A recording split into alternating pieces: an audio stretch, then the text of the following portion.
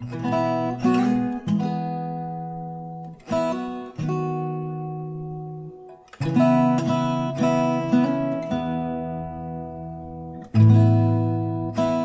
sudah bahas minggu kemarin tentang bahwa kita punya tema kan menghasilkan buah kerajaan. Kita sudah bahas minggu lalu hal tersebut, dan minggu ini saya akan melanjutkan idenya.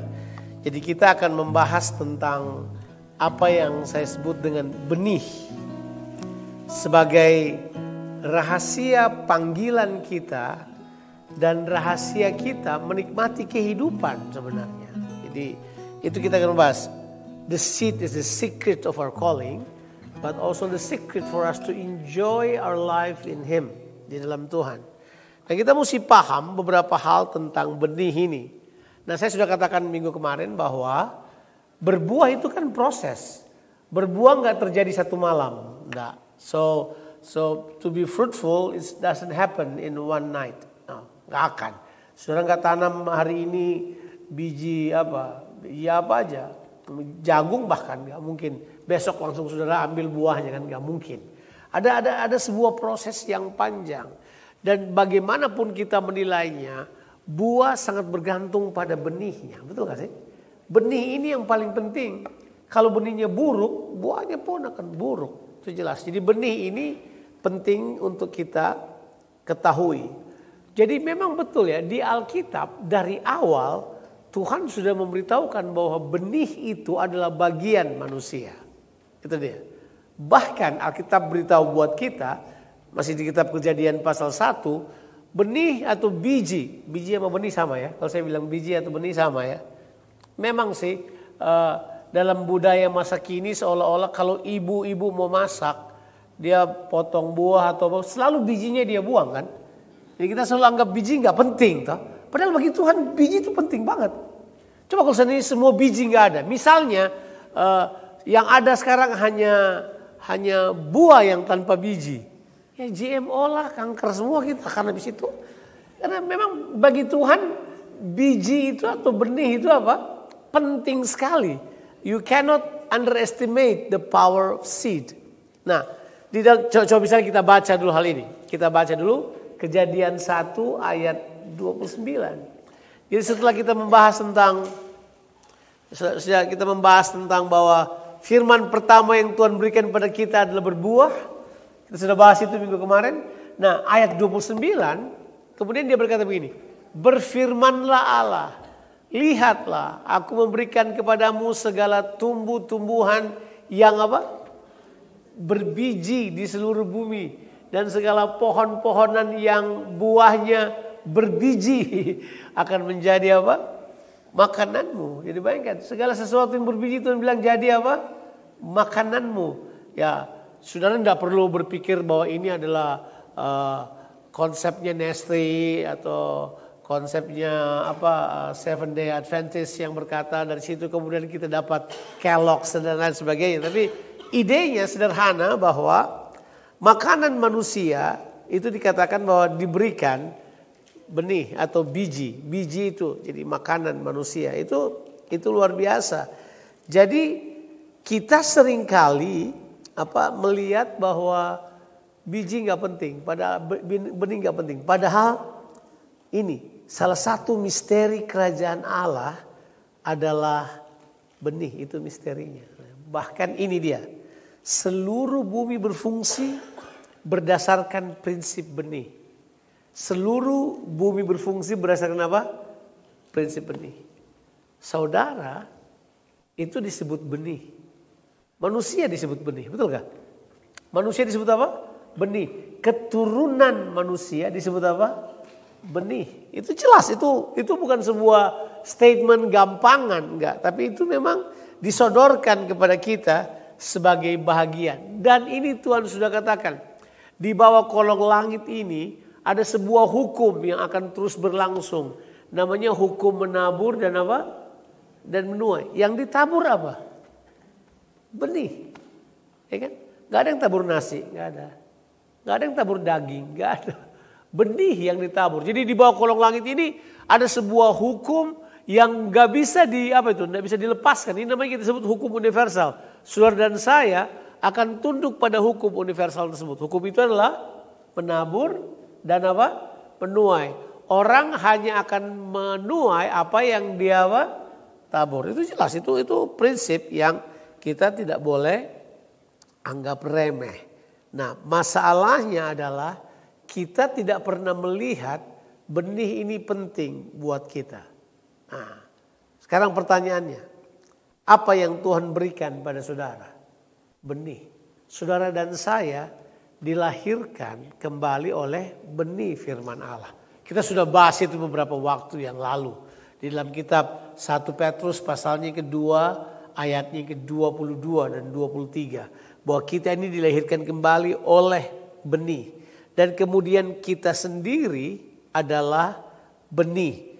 Faktanya adalah saudara dan saya di dalam kehidupan kita Tuhan menaruh begitu banyak benih. Ada banyak benih. Itu kemudian yang kita kenal dengan sebuah kata yang penting. Namanya adalah potensial. Ada potensi dalam kehidupan kita. Siapa percaya ada potensi dalam kehidupan kita? Ada. Kita lihat anak-anak kita kayaknya nggak berdaya. Tapi di dalam dia ada potensi yang luar biasa. Yang perlu dikenali, perlu diperhatikan, perlu dibimbing, dibina sampai dia menjadi seperti yang Tuhan inginkan. Setiap orang menerima benih dari Tuhan, itu jelas. Coba kita baca ayatnya. 1 Yohanes 3 ayatnya yang ke-9. Coba kita lihat ayat ini sebuah ayat yang unik sih. Coba kita lihat. 1 Yohanes 3. Oke. Ini Alkitab bilang buat kita, oke? Setiap orang yang lahir dari Allah tidak berbuat dosa. Sebab benih ilahi tetap ada di dalam dia. Dan ia tidak dapat berbuat dosa karena ia lahir dari Allah. Saya share ayat ini di depan hamba-hamba Tuhan. Langsung semua berkata, mengeluarkan kritik teks. Oh, ini artinya ini. Alkitab cuma bilang bahwa setiap orang yang lahir dari Allah tidak berbuat dosa. Sebab benih ilahi tetap ada di dalam dia. Jadi di dalam saudara ada benih ilahi. Percaya nggak? Nah pertanyaannya, saudara lahir dari Allah? Halo? Nah, itu kata penting. Itu kata penting. Makanya Alkitab bilang kita perlu dilahirkan kembali. Arti kelihatan kembali adalah lahir dari atas, lahir dari Allah. Orang yang percaya kepada Yesus dibilang lahir dari Allah. Itu jelas. Kita tidak perlu punya arti yang terlalu teologis ini. Itu simpel aja. Orang yang percaya kepada Yesus, dia dilahirkan kembali. Artinya tadinya dia ada dikuasai oleh benih dosa, keinginan dosa. Sekarang dia dilahirkan kembali. Yang ada dalam dia adalah benih dari Allah. Keinginan untuk menyenangkan Tuhan. Kita akan hidup seperti yang Tuhan inginkan. Jadi jelas, itu gak perlu dipertentangkan. Tapi orang pikir, oh ya enggak lah. Yang dimaksud dengan dosa di sini adalah ya tidak diulang-ulang gitu. Mereka mau coba bikin ini ayat jadi lebih rumit. Mereka berusaha untuk membesar-besarkan dosa dan merendahkan benih yang ada di dalam kita. Halo? Benar kan? Bahwa di dalam kita ada benih. Itu dibilang jelas. Dia telah menaruh benih di dalam kita. Dan benih itu adalah sifatnya adalah ilahi. Bilang loh benih ilahi ada dalam saudara. Itu ada. Benih itu yang saya bilang benih kehidupan yang harus kita keluarkan dalam kehidupan ini. Harus dimunculkan dalam kehidupan ini. Ini prinsip yang kita perlu tahu tentang benih. Nah seringkali kan kita lihat orang. Kenapa orang ini kok dia kelihatan hebat ya? Dia kelihatan hebat, potensinya ada, dia kelihatan bisa buat ini. Terus kita berkata, kok kita enggak kayak dia? Jawabannya dia tahu benihnya, dia kembangkan benihnya, Anda tidak. Kegagalan terbanyak orang, ini saya kasih tahu aja ini. Kegagalan banyak orang Kristen terbanyak dari kita, saya juga barangkali adalah Kita itu tidak menghargai benih yang Tuhan berikan pada kita sampai kita tidak mengenali benih kita. Kita tidak kenali di benih kita. Yang kedua adalah karena kita tidak mengenalinya, kita tidak menaruh perhatian di situ. Kita sibuk cari yang lain. Memang sih di zaman sekarang entah siapa yang bilang bahwa uang lebih penting diperhatikan daripada yang lain. Gak tahu siapa yang ajar kita itu. We were educated by the world so much sampai kita berpikir benih dalam kita lebih lebih rendah sifatnya daripada uang. Jadi orang kemudian konsentrasi kepada uang. Dan prinsipnya keuangan adalah tambah dikejar dia larinya lebih cepat. Makanya kita bilang karena memburu uanglah. Saya kasih tunjuk ayatnya, kayaknya saya mau khotbah uang ini. Padahal tidak, saya cuma bilang aja bahwa there is some problem in our society thinking that money sometimes more important than the seed that God has put in you. Padahal harusnya kita temukan itu, tapi kita kan kita enggak peduli itu. Ada sistem yang telah kuasai kita. Sistem pendidikan bilang ini, sistem tenaga kerjaan bilang ini, sistem penghasilan kita sudah diarahkan. Jadi kemudian kita diarahkan begitu rupa sampai kita lupa benih kita lupa apa yang Tuhan taruh di dalam kita lupa bahwa ada sesuatu yang dahsyat yang Tuhan berikan buat kita. Kalau saya bilang ini pada saudara, ada keajaiban di tanganmu. Saudara kata, apa ini tangan? Hello? Tangan yang sama bikin seseorang berhasil. Tangan yang sama mengelola satu bikin seseorang buat sesuatu. Tapi kenapa kita tidak? Mungkin karena kita tidak peduli. Kita tidak mau tahu apa yang ada di tangan ini. Kita tidak mau tahu buahnya apa. Kita tidak tahu benihnya apa.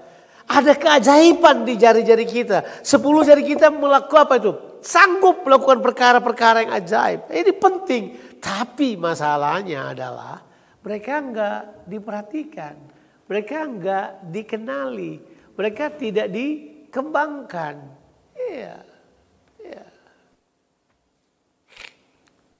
Orang tanya pada saya, Bang Jo, kenapa kamu bisa khotbah kayak begitu coba? Saya bilang, saya khotbah dari umur 16. Kamu berkhotbah umur 40 tahun. Kamu terlambat. Saya lebih cepat 30 tahun dari kamu. Saya sudah latihan berkhotbah 30 tahun lamanya. Kamu baru berkhotbah terus kamu pikir kamu mau langsung kayak saya? Tolong. Ada benih yang saya tangkap sejak saya masih muda. Yang kemudian saya kembangkan. Sampai kemudian sekarang itu seperti menjadi sesuatu yang itu menjadi sumber saya kan. Iyalah. Coba dipikirin. Tapi orang berpikir, kenapa bisa kayak begitu? Ya, kamu tidak menemukannya dari awal. Ya ada banyak sih, musik, olahraga, memasak, kecantikan. Any spheres of gift yang kita miliki, itu bisa menjadi bagian kita. Masalahnya, kita malas menemukannya. Kita tidak mau menemukannya. Saya tanya pada saudara, terlambatkah kita? Musa menemukan benihnya umur 80 tahun. Daud menemukan benihnya umur 16 tahun. Yusuf menemukan benihnya umur 30 tahun. But it doesn't matter really. Umur berapa kita menemukannya. Tapi yang penting itu adalah kita menemukannya. Kita mengenalinya. Kita menghargainya. Kemudian kita mengizinkan benih itu bertumbuh. Menjadi sebuah pohon. Kemudian berbuah. Dan buah itu yang kemudian akan kita nikmati. Halo?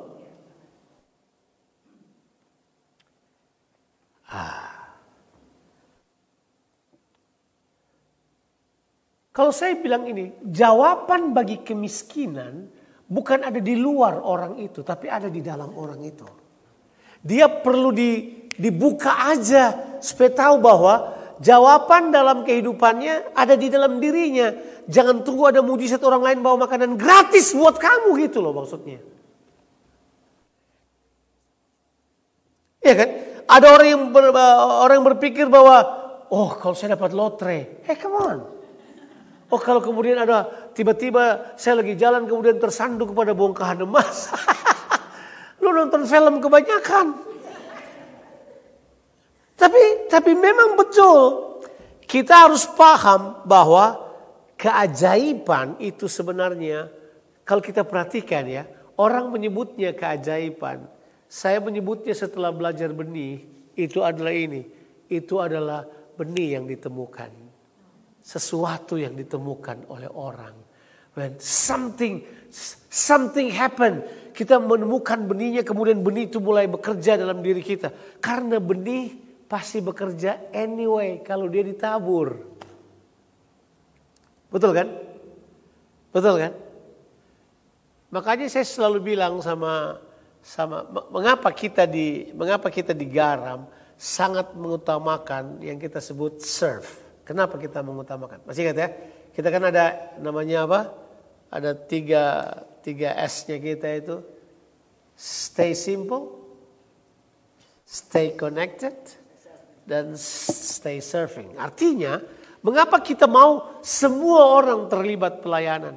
Kita sudah tidak memikirkan sesuatu kecantikan operasional yang profesional. Kita tidak pusing itu. Yang kita pikirkan adalah semua orang terlibat. Semua orang mengeluarkan apa yang ada dalam dirinya. By the time sudah mengeluarkannya, sudah menemukan, oh ini memang benih saya. Ini yang saya miliki. Kalau saya kerjakan ini yang kemudian dapat berlipat ganda. Tapi orang tidak mau itu. Orang mau yang menyenangkan. Orang mau yang nyaman. Padahal hidup itu terus berproses kan. Terus berproses. Dan kita mesti paham hal tersebut. Coba kita pikirkan dulu. Ada begitu banyak orang yang melakukan dengan tangan mereka pekerjaan. Dan semuanya itu bisa adalah benih. Atau sama sekali bukan benih. Mereka berubah dari harusnya kehidupan menjadi mesin. Sangat disayangkan. Manusia sekarang tidak menghasilkan benih. Tangan mereka seperti mesin. Buat sesuatu aja. Udah seperti itu. Tidak lagi menghasilkan sesuatu. Ya kita pelan-pelan pada saudara. Kalau saya bilang ini pertama, kata ini saya pilih hati-hati. Mujizat itu ada di dalam saudara. Jawaban kehidupanmu itu ada di dalam saudara. Tuhan sudah taruh lewat apa? Benih yang dia taruh dalam kehidupan saudara. Masih ingat cerita ini ketika Musa berseru pada Tuhan. Tuhan, tolonglah bangsa Israel. Tolong dulu di depan Laut Merah, Laut Teberau, di belakang tentara Mesir mengejar. Terus Musa lagi bingung mau pakai apa ini? Ada alat apa? Adakah jet yang turun bawa? Adakah UFO datang angkatan? Tidak ada. Tuhan berkata, apa yang ada di tanganmu? Apa yang ada di tangannya? Tongkat. Dengan tongkat itu yang ada di tangannya, dia apa? Belah laut. Tongkat itu dia sudah bawa 40 tahun lamanya sebagai gembala. Itu kan tongkat gembala biasa. Itu tongkat yang pertama waktu dia ketemu Tuhan di semak belukar. Kemudian Tuhan berkata begini. Oke, coba kamu lepaskan tongkatmu. Dia buang tongkatnya ke bawah. Tongkatnya jadi ular. Itu dia pegang lagi kembali jadi tongkat. Tuhan berkata apa itu? Magic kayak itu? Apa itu? Apakah itu sihir-sihir? Atau orang Ambon bilang akal-akal atau apa? Bukan. Tuhan berkata begini, something in your hand can do miracle. Tapi kita kan nggak percaya. Kita nggak percaya. Orang berkata, Jonathan, kamu lagi khotbah apa nih? Kamu lagi berpikir supaya kita halu kali mengharapkan. Enggak. Sebenarnya di dalam saudara ada itu. Tapi kan kita nggak percaya. Kita percaya semuanya itu datang dari luar. Kita percaya nanti ada edukasi, ada pendidikan, ada keterampilan, ada apa. Baru kita anggap itu oke. Kita kemudian buang yang Tuhan taruh pada kita.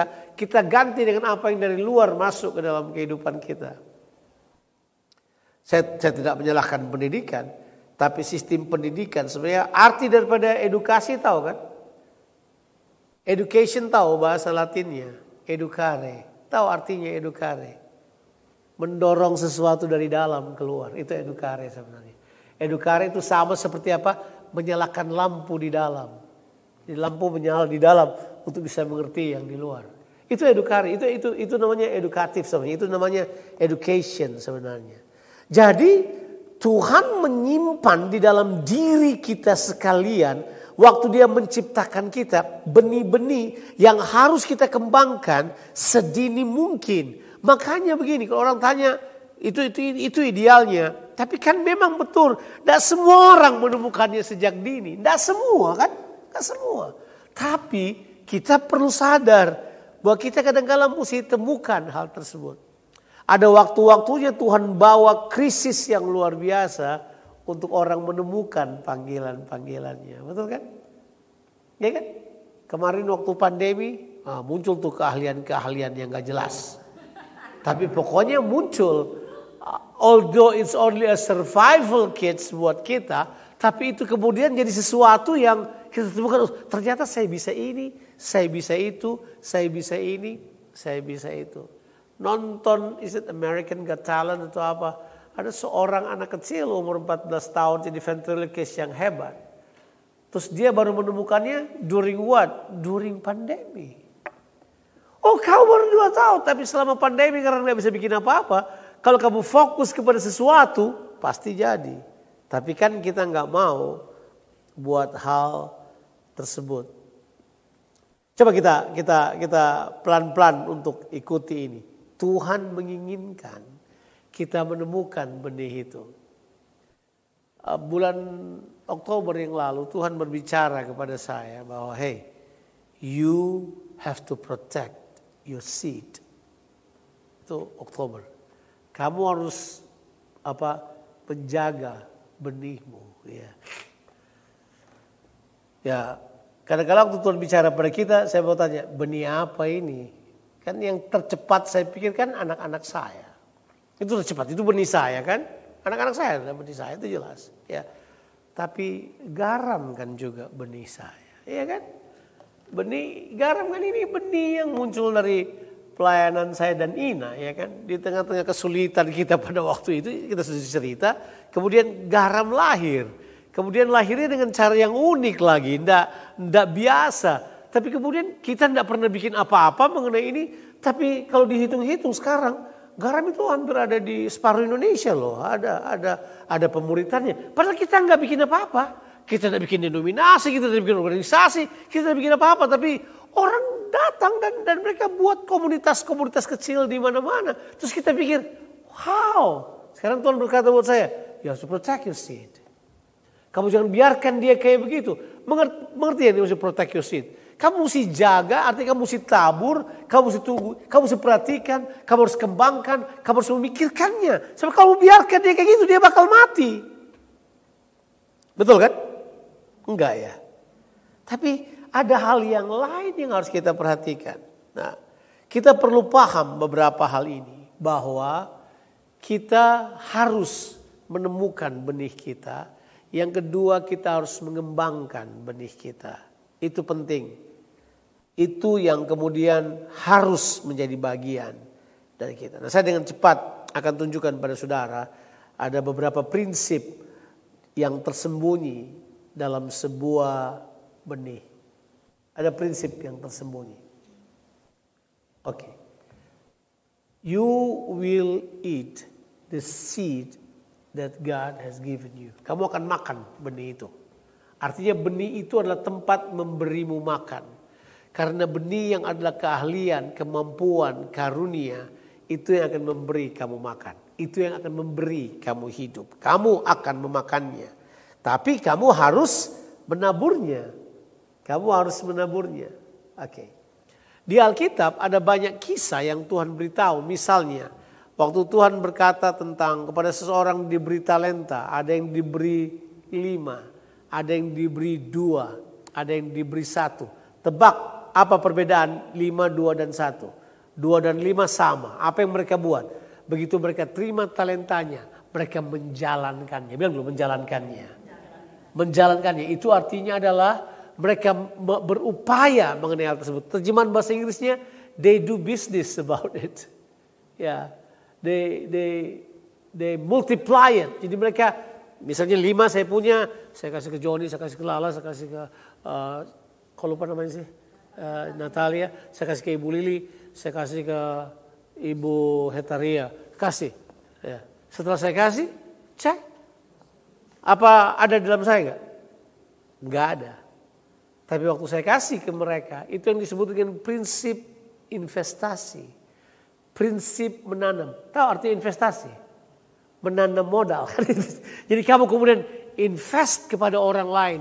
Bagikan kepada orang lain. Jangan tahan buat dirimu sendiri. prinsip ini sangat penting. Dia harus kelihatannya mati dulu. Kelihatannya nggak ada pada saya terlebih dahulu. Tapi kemudian dia berubah. Dia menjadi banyak. Kemudian dia menjadi 10. Begitu kan? Dan tidak hanya 10. Kalau kemudian 10 ini saya tabur lagi. Possibility-nya tidak akan ada yang tahu. Sebab benih punya kemampuan berlipat ganda secara natural. Kalau dia ditabur, betul kan? Betul kan? Pasti saudara sudah tahu kan pepatah tua itu. Saudara akan tahu berapa biji yang ada dalam sebuah apel. Betul kan? Saudara tahu kan? Kamu bisa belah apelnya kemudian hitung bijinya. Tapi kamu bisa hitung nggak berapa apel yang ada dalam sebuah biji? Kamu nggak bisa hitung. Karena di sebuah biji bisa jadi pohon. Kalau sudah jadi pohon, berapa buahnya apel kamu bisa hitung? Kamu gak bisa hitung. Sama dengan biji. Biji itu punya kemampuan bermultiplikasi. Jadi lewat benih itulah saudara dapat bermultiplikasi. Makanya waktu Tuhan berkata berbuahlah dan bermultiplikasilah. Itu prinsip benih. Gak mungkin yang lain. Karena cuma benih yang bermultiplikasi. Halo? Amin? Cuma benih yang bermultiplikasi. Kalau nggak ada benihnya, nggak bermultiplikasi. Komputer nggak bisa bermultiplikasi. Mesin nggak bisa bermultiplikasi. Benih bisa bermultiplikasi. Tapi caranya benih harus apa? Ditabur. Itu prinsip. Sama seperti kehidupan itu. Kita kalau menanam sesuatu, kita memang perlu tunggu. Nggak ada yang terjadi secara cepat. Tapi orang suka nggak sabar. Orang suka nggak sabar. Ya kan? Orang mau cepat, apalagi sekarang ini yang lagi terkenal itu Bitcoin, cepat sekali itu. Ya, lebih cepat daripada yang lain. Saya sudah pelajari juga, kayaknya ini asik ini, gitu. Kita berdua sudah sempat diedukasi sebentar, kita berdua pikir kayaknya boleh juga, enggak. Kita mesti tahu benih kita, jangan sampai tergoda untuk hal-hal yang enggak penting. Kita perlu tahu hal tersebut, benih perlu ditabur, ya kan? Karena dia punya kemampuan untuk apa? Berlipat ganda. Sekali lagi, saya sudah pelajari prinsip yang kedua. Yang kedua yang perlu kita ketahui. Ini proses yang seharusnya terjadi pada setiap kita. Bahwa benih tidak perlu tanya kepada benih yang lain. Bagaimana dia harus melakukan sesuatu. Dia tidak perlu tanya. Tidak perlu tanya. Benih nangka tidak bertanya kepada benih durian. Bos, kita gimana nih bos? Kita harus bikin apa nih? Enggak, kamu tidak perlu nanya. Karena it's a personal quest. Tapi kan kita suka keseragaman. Kita suka ada one way do it all. Maksudnya gini, pakai cara ini semuanya akan oke. Gak bisa, gak bisa. Kamu udah bisa nanya, prosesnya bakal beda. Pohon durian berkata, aduh gua 5 tahun. Coba tanya ke jagung, jagung tuh cuma 1 hari. Lu tanam sekarang besok keluar tuh. Tapi belum ada buah ya, baru tumbuh aja. Nanti 2 minggu kemudian, 1 bulan kemudian, kamu udah bisa panen, 2 bulan kemudian udah bisa panen. Durian, kamu panen kapan? 7 tahun Pak, kalau yang bagus. Ya Musang King yang sekarang dibuat di Cina ya mungkin 3-5 tahun lah sudah boleh mereka sudah GMO-nya mereka sudah kerjakan. Tapi benih tetap benih. Dia nggak nanya kepada teman di sebelahnya, kok kita beda? Emang beda. Masa tiba-tiba benih pete bertanya kepada yang satu, kenapa kita beda? Kenapa bau wangi? Saya enggak ya. It doesn't matter. Benih pete tidak pusing itu. Sebab benih itu cuma tunggu aja. Begitu dia ditabur. Begitu dia ditabur. Dia kerjakan sendiri apa yang dia harus kerjakan. Dia berlipat ganda. Satu kali ada sebuah cerita di Alkitab. Ceritanya adalah ada seorang janda. Janda ini punya masalah. Karena suaminya adalah seorang nabi. Jadi ini janda dari seorang nabi. Janda ini kemudian anaknya didatangi penagih hutang. Karena ternyata suaminya punya hutang. Jadi nabi bisa punya hutang? Bisa. Bisa. mismanagement bisa terjadi. Mungkin dulu belum ada pinjol, sekarang pasti sudah banyak pinjol. Tapi bayangkan, Nabi ini punya utang yang waktu dia mati, utangnya turun ke istrinya. Dan istrinya punya anak. Dan penagih utang sudah datang, mau ambil anaknya untuk dipekerjakan dengan paksa. Janda ini bingung sekali, datang pada Elisa. Udah cari tahu sendiri ayatnya kan, ini di kitab 2 Raja-Raja lah. Datang pada Elisa. Kemudian Elisa bertanya kepada dia. Elisa berkata, tunggu, kita berdoa terlebih dahulu. Oke lah, bolehlah. Jangan pandang enteng doa kan. Tapi Elisa nggak bilang begitu tuh. Elisa cuma tanya buat dia, apa yang ada padamu? Coba, kalau sekarang Tuhan tanya pada saudara, apa yang ada padamu? Banyak sampai gue bingung. Tapi apa yang ada padamu? Kadang-kadang krisis memang membuat fokus kita pada apa yang cuma kita punya, gak ada yang lain. Coba bayangkan, dia juga bingung apa yang ada padanya. Langsung dia jawab, yang ada cuma minyak dalam sebuah botol. Tapi minyaknya juga udah mau habis. Ada dalam sebuah botol. Oh itu, oke. Ada minyaknya kan? Ada. Tinggal sedikit. Oke. Langsung Elisa berkata apa? Kumpul semua botol yang kamu bisa kumpul. Botol kosong kumpul. Bayangin. Terus Elisa berkata apa? Sekarang tuangkan dari minyak itu ke dalam semua botol. Mereka tuangkan botol penuh. Tuang botol kedua penuh. Tuang botol ketiga penuh. 20 botol dijual. Datang botol yang lain. Penuh. Semuanya penuh. Pertanyaannya, apa itu? Itu prinsip benih. Yang dia punya dilipat gandakan. Betul kan? Benar. Botol terakhir datang masuk. Begitu diisi. Begitu penuh. Selesai juga. Tidak ada lagi minyaknya. Udah selesai. Tapi kemudian sudah cukup botol untuk mereka jual. Untuk membayar hutang. Did you see the principles? Kita nggak lihat kan prinsipnya. Bahwa itu adalah bagian yang perlu kita kerjakan. Itu dibuat oleh Elisa. Bagaimana dengan Elia? Sama juga. Elia pergi ke janda di Sarfat. Begitu dia sampai di janda di Sarfat. Kemudian dia minta permintaan yang tidak masuk akal. Lagi kelaparan dia berkata ini. Tolong buatkan dulu saya roti. Kenapa biar kau nabi juga. Kalau kau datang dan minta roti segera di zaman kelaparan. Langsung ibunya berkata gini. Yang ada pada saya tinggal sedikit tepung dan minyak. Nah kalau saya goreng tepung ini, habis saya makan ini dengan anak saya mati. Langsung apa kata Elia buat dia? Nah, kamu buat dulu buat saya. Jadi ibu itu kemudian bikin dulu buat Elia. Dia bikin yang pertama dia goreng, Elia makan. Anaknya makan. Berlangsung berbulan-bulan, tidak habis-habis itu. Tidak habis-habis tepungnya, tidak habis-habis minyaknya. Apa namanya itu? Adakah bantuan dari orang kaya di Yerusalem kirim ke mereka? Adakah Elia buat mujizat sambil tutup mata dan berkata, jadi enggak tuh. Yang ada pada janda itu yang kemudian memberi makan Elia dan seisi rumah itu. What is the problem? The problem is we despise small thing that we have. And we look for great things that other people have. And we envy about that. Kita rendahkan apa yang Tuhan berikan buat kita yang kelihatannya kecil. Dan kemudian kita suka sekali yang besar yang ada dalam diri orang lain. Kemudian kita membandingkannya. Dan kemudian kita cemburu. Kemudian kita mati berdiri karenanya. What is the problem? Kita tidak mengenali benih kita. Saya bisa cerita banyak cerita di mana Yesus selalu gak pernah buat dia tanya apa yang ada padamu. Masih ingat dia mau kasih makan?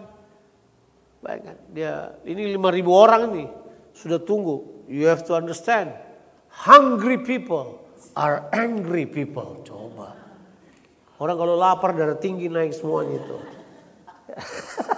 Mereka kan lagi bingung. Muridnya berkata, kasih makanlah guru. Guru berkata, kamu harus kasih makan. Muridnya bilang, suruh pulang aja biar mereka makan di rumahnya. Yesus berkata, kamu yang kasih makan. What? Ya coba. Terus dia tanya, sini nggak ada, ke kota jauh dan perlu 300 dinar untuk kasih makan mereka. Dia tanya apa? Apa yang ada padamu?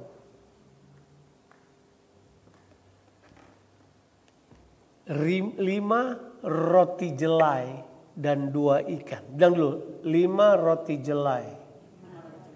Itu roti orang miskin, Pak. Orang miskin aja mau berbagi. Waktu kita dijelaskan itu jelas loh, dibilang itu bukan cuma roti biasa, itu 5 roti jelai. Itu 5 roti yang dimakan orang miskin. Jadi anak kecil ini bukan orang kaya, tapi dia bawa bekalnya. Kasih kepada Yesus. Kenapa Yesus tidak berdoa? Jadi roti. Jadi ikan. Kemudian bagi. Kenapa enggak? Kenapa Yesus tanya, kenapa? Apa yang ada padamu? Again, this principle apply. Tapi kita tidak pernah paham gitu aja. Kita tidak pernah ingin menemukan hal tersebut dalam diri kita. Saya punya tugas sekarang adalah membuat saudara lapar. Membuat saudara bergairah untuk menemukannya. Tapi saya sudah tua. Biar tua gak apa-apa. Musa 80 tahun. Belum ada dari kita yang 80. Belum. Iya kan? Iyalah. Oke. Nah. Kalau kita pertimbangkan semua kejadian-kejadian itu di mana Tuhan selalu mengambil seed dan dari situ ada miracle. Berarti the answer is very simple kan? The miracle is in the seed that God has put in you. Dan itu bukan kebetulan ketika hampir banyak ayat di Alkitab yang berkata begini bahwa ini jawaban apa yang kita butuhkan, semua yang kita perlukan untuk hidup kita di dunia ini supaya kita serupa dengan Tuhan dan melakukan kehendaknya, itu Dia sudah berikan buat kita. Tapi bentuknya selalu adalah seed. Seed. Ini kunci untuk kita memahami bagaimana kita bermultiplikasi. Bagaimana kita berbuah, bagaimana kita melakukannya. Oke, kita lihat kebenaran yang sederhana satu lagi, kemudian kita mau selesai. Kita telah melihat bahwa Tuhan menciptakan manusia untuk tujuan-tujuan yang penting. Dan tujuan itu jelas Dia kasih buat kita. Tapi kemudian Dia beritahu tujuan ini. Bahwa untuk kamu berkuasa. Kamu perlu berbuah lebat. Bilang lu berbuah lebat. Berbuah lebat ini. Itu kelihatan pada pekerjaan baik yang kita kerjakan. Kita sudah bahas itu. Selama mungkin 6 bulan atau yang lalu. Kita sudah bahas tentang pekerjaan baik yang kita kerjakan. Tapi ini yang saya mau beritahukan pada saudara. Seandainya semua kita menemukan benih yang kita miliki. Kemudian kita mengeluarkan benih itu. Kemudian benih itu mencapai buahnya. Kemudian dia mulai diproduksi. Kita kemudian mulai melakukannya. Makanya jangan pandang enteng karunia di dalam gereja. Kedua anak saya bukan pemain musik yang bagus tadinya. Ya. BJ dulu main keyboard kayak apa sih waktu pertama main? Gemetar mainnya. Kalau kita ada di depan salah mainnya. Dia kecilin volumenya selalu. Nggak punya kok. Sekarang dia udah boleh, udah bagus lah. Jesse main drum dulu biasa-biasa aja. Tapi karena mereka diberi peluang, mereka menemukan sesuatu, mereka mengerjakannya. Dan tentu bukan cuma musik kan, ada yang lain. Sebentar lagi, mungkin kita lihat pertama anak-anak ini mainnya biasa aja. Hey, wait. Kita udah lihat bagaimana Joe Hetaria. Sebentar lagi, kita kemudian lihat tuh. Anaknya Ronald nanti akan buat yang lain. Anaknya Stella dan Ivan akan bikin yang lain. Anaknya Johnny dan Lala akan buat yang lain. Dan anaknya Debbie dan Tono akan kerjakan sesuatu yang lain. Anybody would have their role in that. Bahkan kalau kita secara komunitas bangga dan suka sekali kalau benih-benih ini keluar. Ya. Bayangkan. Terus kita gak segan-segan melakukannya. Sekarang cerita praktis. Di Ambon ada, sudah mungkin tahu, namanya John Patikawa. Dia punya inisial sama dengan saya. Saya punya inisial kan satu JMP kan, Jonathan Marlina Patiasina. Dia juga dibilang sama dengan saya nih. Namanya John Patikawa. Salah satu pastor di Ambon dengan di bawah Pak Kris. Dia yang pegang musik. Anaknya dia 2 perempuan. Satu Tirsa. Saya masih ingat banget, mereka masih kecil-kecil. Masih kecil-kecil, tapi udah main musik. Dia udah main musik, main keyboardnya ya untuk anak kecil udah bagus banget. Dan dia pilih suara musiknya itu kayak Stevie Wonder, kira-kira gitu. Jadi saya dengar kalau dia main musik, kok keyboardnya kayak Stevie Wonder bunyinya gitu kan. Jadi saya pikir, oke. Jadi satu kali dengar dia main. Dia main, udah. Dengar dia main. Tiba-tiba Tuhan berkata buat saya, coba kamu kasih tahu buat dia sesuatu, bicara dulu buat dia. Saya panggil bapaknya, saya panggil dia, saya lihat di dompet saya, tidak ada uang Indonesia, cuma ada dua mata uang.